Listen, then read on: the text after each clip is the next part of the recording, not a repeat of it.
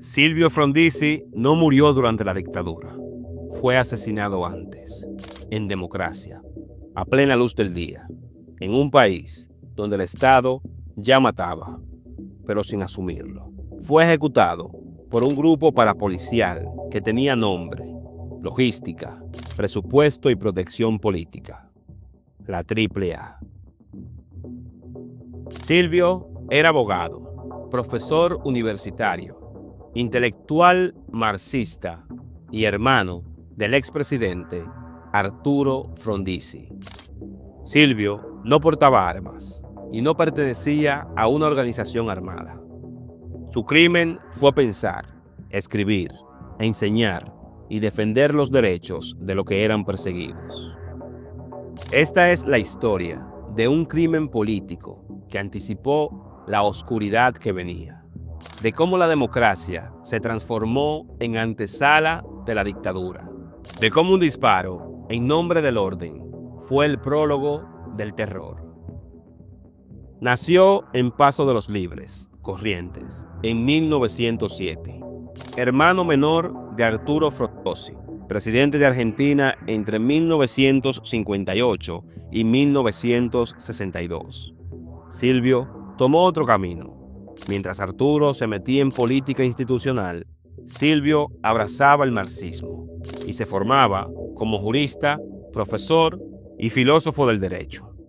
Fue docente en varias universidades nacionales, abogado de presos políticos, fundador del movimiento Praxis, una corriente de izquierda crítica que no respondía ni al PC ni a las guerrillas. Silvio creía en la transformación social desde la cultura, la educación y la organización. Criticaba tanto a la derecha militar como a los peronistas ortodoxos. Para muchos, era un intelectual molesto, para otros, un referente.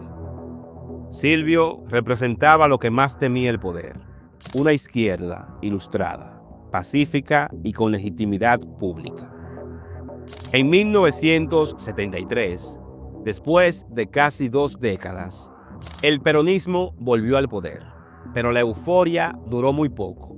Juan Perón regresó viejo, enfermo, con un movimiento dividido entre la izquierda montanera y la derecha sindical, armada y conservadora.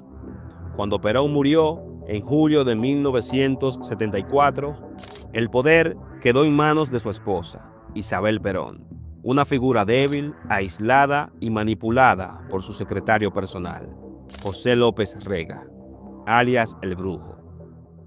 López Rega era ministro del Bienestar Social, pero su verdadero rol era otro. Fundó, financió y dirigió la AAA, la Alianza Anticomunista Argentina, un escuadrón parapolicial que tenía un solo objetivo: exterminar al enemigo interno. Y Silvio Frondizi estaba en esa lista.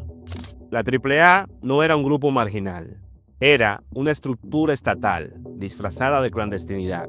Usaban oficinas del ministerio, autos oficiales, armas de las fuerzas de seguridad, inteligencia policial y judicial.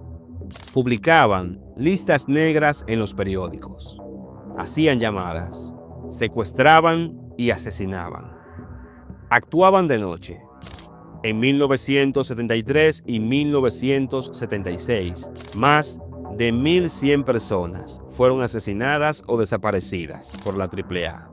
A escritores, abogados, docentes, artistas, sacerdotes del tercer mundo, estudiantes y sindicalistas combativos. Silvio Frondizi representaba todo lo que la AAA quería eliminar: pensamiento crítico, tradición universitaria, defensa de los derechos humanos y encima era hermano de un expresidente. El 27 de septiembre de 1994, Silvio Frondizi fue secuestrado en la vía pública, junto con su yerno Luis Ángel, un joven médico que también militaba en espacios sociales y populares. Ambos fueron interceptados por hombres armados que iban en un vehículo sin patente en zona urbana. Nadie intervino, nadie los denunció, nadie los defendió.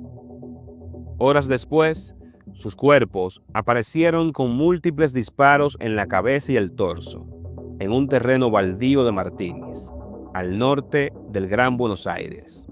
El informe forense reveló un patrón de ejecución profesional.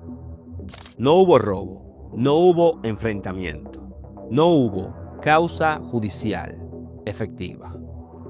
El crimen fue publicado en los diarios como un hecho más, un ataque subversivo, un ajuste de cuentas. Los medios más importantes usaron titulares: muere el hermano de Frondizi en un confuso episodio. El gobierno no condenó el asesinato, ni un solo ministro habló. Isabel Perón guardó silencio absoluto. El Congreso no pidió informes. La justicia nunca investigó en serio. Arturo Frondizi, el hermano, se encerró en el duelo y en la decepción. No pidió venganza, pero tampoco recibió justicia. Las universidades se llenaron de miedo y los docentes renunciaban.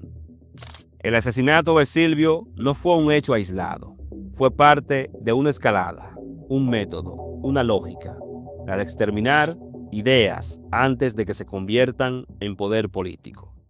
El mensaje era claro: no hacía falta ser guerrillero ni llevar un arma para ser ejecutado. Alcanzaba con enseñar, escribir o defender a alguien en un juicio. Con la AAA, el Estado ya estaba matando. Solo faltaba el uniforme, solo faltaba el golpe. Cuando los militares tomaron el poder en 1976, muchos de los que habían operado en la AAA pasaron a integrar los grupos de tareas de la dictadura. Ya sabían a quién matar, ya sabían cómo hacerlo. Silvio fue uno de los primeros, pero no el único. Matar a Silvio Frondizi fue algo más que eliminar a un opositor. No era cualquier nombre, era el hermano de un expresidente. Era un académico, un jurista reconocido internacionalmente. Era una figura pública. Y aún así lo mataron a sangre fría, en democracia, y nadie cayó preso. Y la pregunta es, ¿qué dice eso sobre un país? ¿Qué dice eso sobre una sociedad que comienza a normalizar la violencia política desde el Estado? Durante décadas, el crimen de Silvio Frondizi fue invisibilizado. Los juicios tardaron años. La AAA no fue juzgada como organización hasta bien entrado el siglo XXI. Recién, en 2006, la justicia reconoció que los crímenes de la AAA fueron delitos de lesa humanidad. Recién ahí empezó a abrirse una grieta de justicia. Pero los ejecutores directos del crimen de Silvio nunca fueron identificados. Nunca hubo juicio. Nunca hubo condena. Silvio Frondizi fue asesinado 2 años antes del golpe, en una Argentina que ya estaba podrida por dentro, que ya usaba el Estado para matar, que ya premiaba el silencio y castigaba el pensamiento. Su muerte marcó el inicio del terrorismo de Estado. No fue casual, fue premeditada, política y estratégica. Esta es la historia de Silvio Frondizi, la de un país que se fue matando a sí mismo antes de que llegara la dictadura.